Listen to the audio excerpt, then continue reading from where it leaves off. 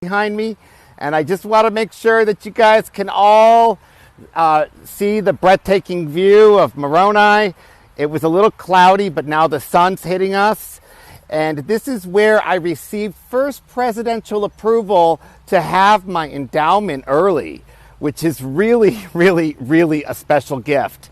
So I really want to answer your questions. I want you to, feel free to ask me anything. My life is an open book. So let me give you some background information on myself, because a lot of you may not know who I am. So my name is Dennis Schleicher. I am coming to you from Glastonbury, Connecticut, but I am a devotional speaker with the church, and I travel the world, and I love sharing our gospel. And having received first presidential approval to have my endowment right behind me is special. And I carry my temple recommend card in my wallet at all times. It shows that I am a full temple recommend holder with the church, and I love it. So I am so blessed to be here to answer your questions. But I wasn't always so happy in life. Right over there was, at the dedication of this temple, I was driving by this interstate, and I'm going, what on earth are people doing lining up to go to that, uninformed church and so on and so forth, and all these white tents in the parking lot? I almost started an LGBT protest with 500 to 1,000 people. And that was 7 months before I was plunged. So that goes to show you, never judge a book by its cover. And I was actually so angry at our church, so misinformed about our church, that I stole the Book of Mormon. Because I'm going, I'm not going to pay for that book. They don't love and accept everybody. And I couldn't be further from the truth. I was welcomed with open arms. I was asked by a general authority to write my conversion story. And I'll get into that in a little bit. So let me back up. So this was in 2017, November 2016, this temple was dedicated. And I stole the Book of Mormon from the Lehigh Marriott, holler, not realizing they're the largest distributor of the Book of Mormon. I stole it, okay? And I said, and I stole that on June 19th. I returned from Palmyra, New York on July 19th, and the sister missionaries, Sister Esplin and Sister Tomlinson, were serving in Glastonbury, Connecticut, and they were so down and so like we lost all of our investigators. We lost all of our friends we were teaching. We have nobody coming to church. We're not teaching any lessons. So just before they closed their prayer, they said, send us a walk-in. And I was that walk-in. So that shows you the power of prayer, that you can ask God for anything and He will be there for you. He will be there for me. He will be there for your friends, your family. So first, let's again thank Meridian Magazine for allowing me to do this awesome Instagram takeover. And I really want to ask you questions. I want you to ask me questions. So please post in the comments where you're from. Ask me anything. My life is literally an open book. So a few months after my baptism, so I was baptized on August 19, 2017, 3 weeks to the day after I was a walk-in.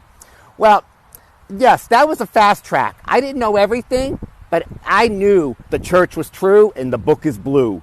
And I knew I had a strong testimony. I may not know who Macaroni was, or Moroni, or Nephi, or, what a general authority was, but I had faith, and I was welcomed into the house of the Lord with open arms by all the members, which I did not expect, because I discriminated against members of the church. I discriminated against you guys because I became a Googologist, going on Google to try to find watching all the stuff they teach us at MTC not to watch. So a few months after my baptism, I was at state conference, not too far from here, and I was told I was doing my first convert baptism. She would not join our church for 4.5 years because she didn't think we loved and accepted all. So the sister missionaries from a different state called me and said, would you, meet with our friend? And I said, sure. So within a few days after leaving, we had a baptismal date. And I was asked to perform that baptism at our stake conference at our stake center. And I was called and said, you have an appointment with the general authority. And I'm like, oh my gosh, what have I done now? Am I losing my limited temple recommend? What did I do? The general authority wanted to meet with me, and he said, son, I hear you have a conversion story for me. And I just blurted out, I'm a gay convert. And he put his arm on my shoulder, he pulled in closer, and he said, son, we need more LGBT people sharing charity and the pure love of Christ in our gospel. What do your gay friends say to you when you join the church? And I'm like, are you nuts? They're going to have you married off to a woman in no time. They're going to put you in conversion therapy. And he said, son, that's what I want you to title your next book, called Is He Nuts? Why Would a Gay Man Join the Church of Jesus Christ? At the time, it was supposed to say, why would a gay man become Mormon? But shortly after, before we went to print, we had to change the title because it is published with a church-owned publisher. And at first, I looked at that general authority and I went like this. I said, you're nuts. I didn't join the church to write a book. And we laugh about it. But to make a long story short, it took me months of denial. I had stake presidents, I had mission presidents saying, you need to do this. You need to share your transformative journey. And I just looked at them and went, no, no, no, no, no. And so I ignored those promptings. So if anything, I've learned never ignore the promptings from the Holy Ghost or the Spirit.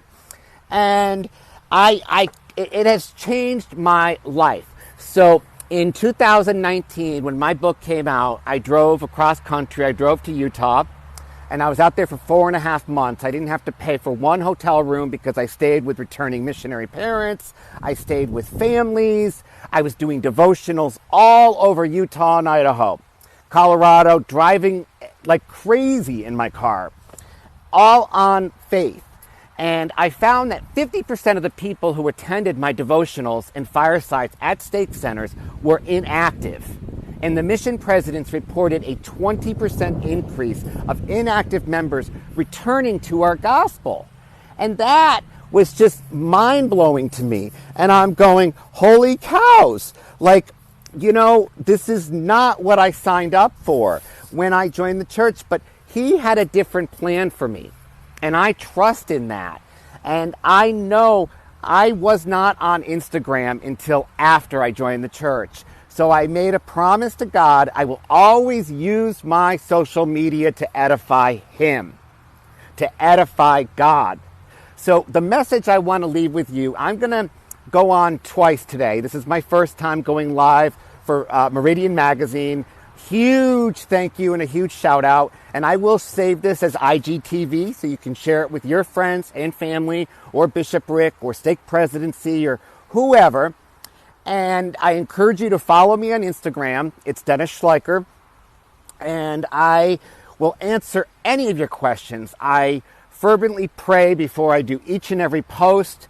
I serve with missionaries all over the world, which is a beautiful, beautiful opportunity. I do zone conferences. I'm going to be speaking at MTC this week about how to teach LGBT loved ones and family, or family that have LGBT members.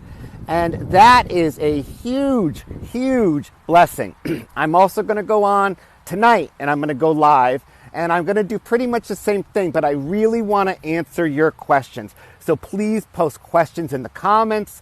I make sure I reply to each and every one of your DMs. All of them. It's imperative. So let's share some fun statistics here. So yes, I stole the Book of Mormon, but I also color code the Book of Mormon, and I love using things to color code it. And I will explain later, or I'll share a post of what each color means. and it's generally based on lessons with the missionaries or general authorities or general conference. Wasn't general conference amazing last week? It was on fire. Woo!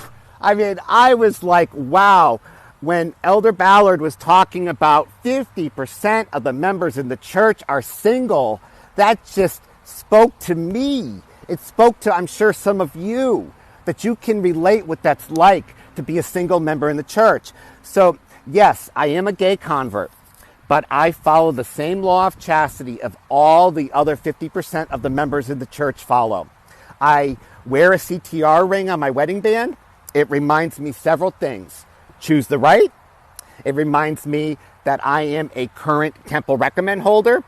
And it also reminds me, choose to remember. Choose to remember Him. Choose to remember God. Choose to remember Christ in His atonement. And He gave His life for us, so that we could have, I mean, that is so powerful.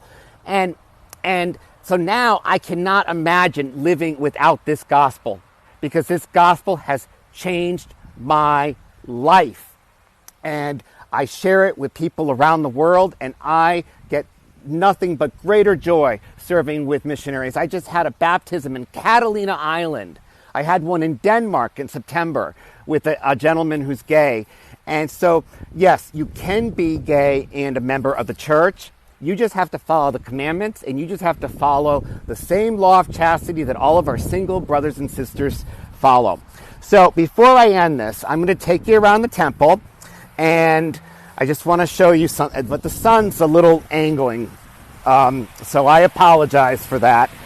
And so right there is the interstate that I literally was like going to start the protest. And as we walk up to the temple doors, I can see, I just get emotional being here. Holiness to the Lord, the house of the Lord. And this is the entrance. And on the other side is the baptistry, where we do, anybody who's a non-member, we do proxy baptisms and confirmation for our ancestors. And we say, return with honor. We bring honor to our ancestors, which is really cool. And my favorite person's right up there, Moroni, or as I used to call him, macaroni, because I couldn't pronounce it. And then, because of the way the sun is, I'm not sure if you're going to be able to see this, but our temple president lives in the back here with his wife, and they're just doing all the flowers now. But back there is their house right there, and that's where our temple president lives. And we just got a new one about a year and a half ago. We had Sister Taylor and President Taylor, and they were so wonderful. She's like, I'm so excited. We have a gay in the temple. She was so cute. I love her. I just think she's awesome. So, and you know what? I'm just going to run around back here and see if I can run into anybody I know. You never know on these live things. They don't even know I'm here doing live because I called. We're still in phase 2. I was blessed to be able to come here and do a not a living endowment for myself, but for my friend Elder Duro, who is going to be serving in the Arcadia mission, Mandarin speaking. And I was here in February, and it was such a blessing to be able to attend an endowment and to go through this. I just am so, wow. So when you have an opportunity to return to the temple, please take advantage of it. And please enjoy it. So gather your questions for me, and I will definitely be answering them tonight. And you can also see in the stories, you can DM me, and you can just basically ask anything. But look at this glorious sky we have today with the clouds. It was supposed to rain. So this is a beautiful blessing. So I just want to say I am sending love and light your way. And let's give a huge thank you to Meridian Magazine for allowing me this opportunity to use their platform to share my testimony with you.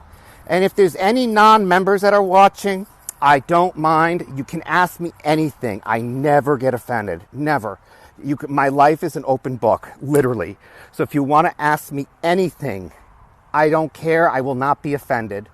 So I'm going to say I am sending love and light your way, and just enjoy Moroni up there. I'm trying to point. on the top of our temple. I love you guys. And remember, God loves you.